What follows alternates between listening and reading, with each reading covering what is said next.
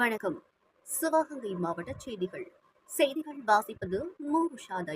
காரைக்குடி அழகப்பா பல்கலைக்கழக அனைத்து கல்லூரிகளுக்கும் இடையிலான ஆடவர் சதுரங்க போட்டியானது பரமக்குடியில் உள்ள அரசு கலைக்கல்லூரியில் நடைபெற்றது. காரைக்குடி அழகப்பா அரசு கலைக்கல்லூரி ஆடவர் சதுரங்க அணியினர் 2ஆம் இடத்திற்கான கோப்பையை வென்றனர். 79வது சுதந்திர தின விழா காரைக்குடி ஆற்றல் சிறப்பு பள்ளி பேச்சு மற்றும் ஆக்குபேஷனல் தெரபி சென்டரில் கொண்டாடப்பட்டது. கீரணிப்பட்டியில் விஜய ரகுநாத சேதுபதி மன்னர் கால செப்பேடு கண்டறிந்து ஆய்வு செய்யப்பட்டது. கல்லல் ஆலம்பட்டு பெரியார் நகர் ஸ்ரீ கழுச்சி அம்மன் திருக்கோவிலில் 17ஆம் ஆண்டு விளக்கு பூஜை நடைபெற்றது.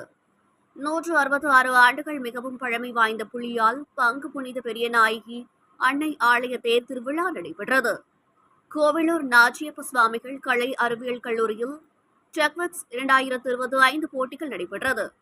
பட்டமங்கலம் அழகு சௌந்தரி அம்மன் கோவில் ஆடி கடைசி வெள்ளி விளக்கு பூஜை நடைபெற்றது. புதுவையில் ஸ்ரீ வித்யாகிரி மெட்ரிகுலேஷன் மேல்நிலைப் பள்ளியில் 79வது சுதந்திர தின விழா கொண்டாடினர். திருப்பத்தூர் அருகே அம்மாப்பட்டியில் நடைபெற்ற புனித அலங்கார அன்னை ஆலய தேர்பவனி திருவிழா நடைபெற்றது.